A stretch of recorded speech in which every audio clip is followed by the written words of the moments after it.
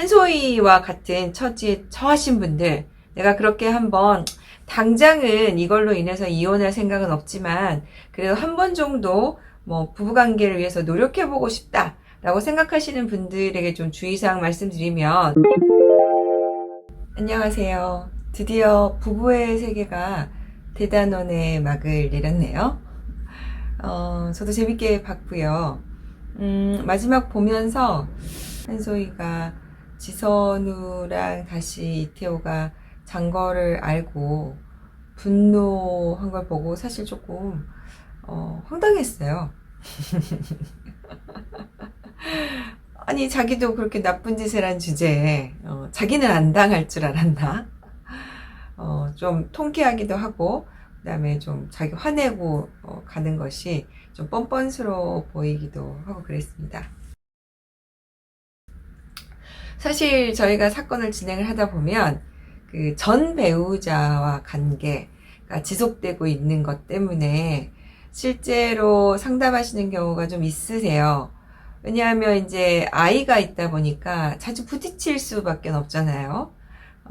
그래서 자꾸 만나러 가는 남편이 가서 아이를 보기만 하고 오는 게 아니라 전 배우자하고도 좀 시간을 보내는 것 같다. 그리고 그쪽으로 양육비를 필요 이상으로 많이 준다. 너무 이상하다. 이렇게 상담 오시는 분들도 사실 있어서, 부부의 세계가 이런 그 복잡한 심경은 잘 표현이 된 것 같습니다. 오늘 제가 영상을 좀 찍으려고 하는 것은 이겁니다. 그 한소희가 처음에 이제 지선우하고 잔 걸 알았을 때 이렇게 얘기하잖아요. 나는 그 여자랑 다르다. 내가 용서해 주겠다. 계속 잘해보자. 이렇게 얘기를 하는데, 현실적으로 사실은 이런 경우가 많이 있습니다. 그런데 이제 우리 민법에 보면 부정행위를 알게 된 후에 용서를 하고, 또 그 다음에 안 날로부터 6개월, 있은 날로부터 2년 이내에 이혼 청구를 하지 않으면 이것을 원인으로 해서 이혼 청구는 하지 못한다. 이렇게 되어 있습니다. 실제로 이렇게 판단을 하냐고요? 실제로 이렇게 판단을 합니다. 그래서 내가 용서해 주겠다. 적극적으로 정말 각서까지 쓴 경우에 그 다음에 이걸로 인해서 이혼 청구는 할 수가 없습니다. 기각이 되는 거죠. 상대방이 내가 노력했는데 용서해 줬다고 하지 않았냐 라고 하면, 그리고 또 2년이 이미 지나지 않았냐, 안 날로부터 6개월이 지났다 라고 하는 경우에는 더 이상 이것을 원인으로 해서 이혼 청구는 못합니다.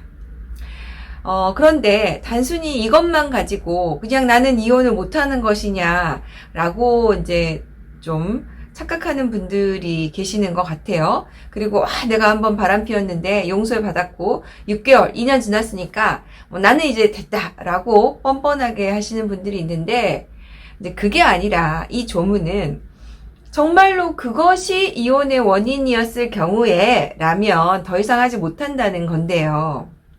대부분의 부부관계는 그렇게 해서 이제 노력을 하고 용서하겠다고 해도 노력하는 것이 잘 이루어지지 않고 상대방이 실제로 많이 노력하지 않고, 그래서 이게 점점 부부 갈등이 지속이 되어서 6호 사유로 이혼을 할 수 있는 경우가 사실은 훨씬 더 많습니다. 그러니까 혼인을 지속하기 어려운 중대한 사유가 되는 거죠. 그러니까 부정행위로서 이혼 청구를 하는 것은 기간이 경과되었다 하더라도 그 이후에 6호 사유로 이혼을 청구할 수 있는 경우가 있기 때문에 단순히 이것만으로 무조건 절대 이혼 청구는 안 된다라고 단언할 수는 없다는 거죠.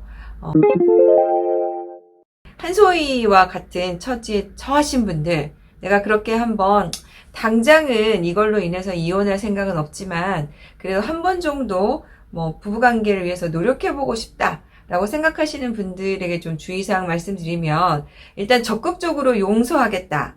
그리고 이것을 각서로 남겨놓는다거나 서로 합의서로 남겨놓는다거나 위자료를 받고 용서하겠다고 하거나 이렇게 명시적으로 되어 있고, 그 다음에 실제로 그 배우자가 노력을 했다면 이제 이로 인해서는 이혼 청구를 할 수 없기 때문에 그러니까 이런 부분들은 좀 주의하면서 서로 부부관계 노력하겠다고 했을 때 다시는 이걸로 인해서 혹시 내 권리가 침해될 수 있는 점은 없는지 그 점을 조금 유의하셨으면 좋겠습니다.